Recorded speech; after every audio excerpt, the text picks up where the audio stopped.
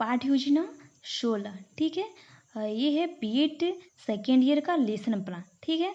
तो मेरा विषय है हिंदी, और हिंदी के विषय की आज पाठ योजना संख्या 16 मैंने 15 तक आप लोग को पूरा करा दिया है। ये पाठ योजना संख्या lesson plan BEd second year का, और आज है पाठ योजना संख्या 16, ठीक है। तो वो विषय है मेरा पद, प्रकरण है 1-3 का, और छात्र अध्यापिका का हस्ताक्षर है श्वेता तिवारी। विद्यालय का नाम यहाँ लिखाता है, आप जिस विद्यालय में इसको पढ़ाने जाएंगे। कक्षा है 10 क्लास, ठीक है। क्लास से 1 अवधि है 45 मिनट का। ये जो प्रकरण है 45 मिनट का है। तो प्रकरण है मेरा 1-3 का। सबसे पहले मेरा प्रकरण लिखाता है, तो क्या है प्रकरण का नाम? 1-3 का। उसके बाद मेरा जो नेक्स्ट पॉइंट होता है वो सामान्य उद्देश्य होता है।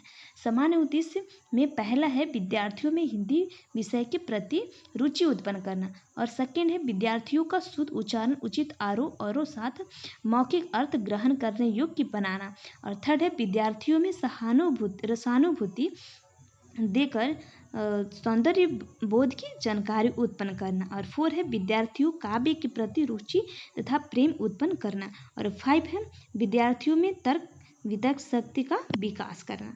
क्या है? तर्क वितर्क शक्ति का प्रयास करना। और विशिष्ट, उसके बाद जो मेरा नेक्स्ट पॉइंट आया वो विशिष्ट उद्देश्य। तो विशिष्ट उद्देश्य मेरा लिखाता है क्या? विद्यार्थियों को 1-3 का शब्द से अवगत कराना। सेकंड है विद्यार्थियों के 1-3 का कविता के शीर्षक से परिचित कराकर उनका मौखिक विकास करना, ठीक है। उसके बाद नेक्स्ट पॉइंट जो मेरा आता है शिक्षण सहायक सामग्री। शिक्षण सहायक सामग्री में चौक, डस्टर, लपिट, श्यामपट्ट इत्यादि का यूज करते हैं। और उसके बाद मेरा जो भी आया नेक्स्ट पॉइंट पूर्व ज्ञान है। इसके बारे में 1-3 का के बारे में छात्र जानकारी रखे हैं कि नहीं रखे हैं?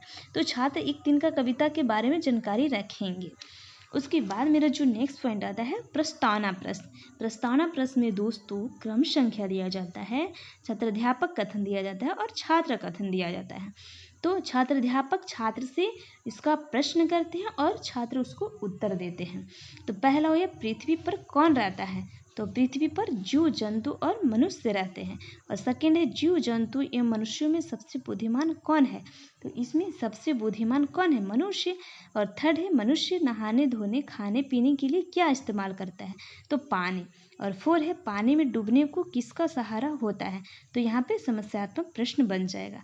इसके बाद जो मेरा सबसे लास्ट होता है तो वो उद्देश्य कथन होता है। उद्देश्य कथन में विद्यार्थियों आज हम 1-3 का कविता शीर्षक के विषय में विस्तारपूर्वक जानकारी रखेंगे। प्रस्तुतिकरण, उसके बाद मेरा क्या होता है? प्रस्तुतिकरण टॉपिक आता है। तो यहाँ पे प्रस्तुतिकरण है। तो प्रस्तुति में मतलब क्या है? 1-3 का जो है कविता, उसमें क्या मैं घमंडों में भरा ऐठा हुआ वो था।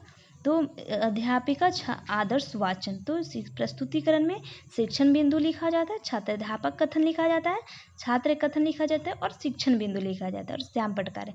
तो मैं घमंडों में भरा ऐठा हुआ, छात्राध्यापिका आदर्श वाचन करेंगे, छात्र ध्यानपूर्वक सुनेंगे, और शिक्षण विधि में पाठ्य पुस्तक विधि है, ठीक है। और श्यामपट्ट में अन्य विधियों में रचना, कविता, कहानी का मूल्यांकन करना व लिखना।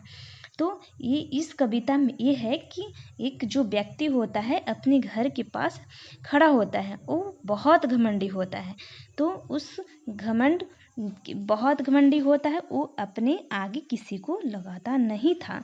तो एक बार आंधी और तूफान चल रही थी, उसी बीच में उस आदमी की आंखों में एक तिनका पड़ा। क्या पड़ा? एक तिनका पड़ा था, और वो तिनका उनको बहुत परेशान कर दिया और उनकी पूरी आँख लाल लाल हो गई, और तिनका जाने से उनकी आँख में बहुत जोर की दर्द हुई। तो वही तिनका उनको सबक सिखाया और उनकी वो सीख दिलाई कि कभी घमंड नहीं करना चाहिए। आपको एक छोटा से छोटा चीज़ भी चोट पहुंचा सकता है और कर सकता है, इसीलिए अपने आप को ज़्यादा घमंडी और ज़्यादा बलवान नहीं समझना चाहिए। उसके बाद ये है क्या है? मूल्यांकन प्रश्न। मूल्यांकन प्रश्न में फर्स्ट है वह कवि कहाँ खड़ा था।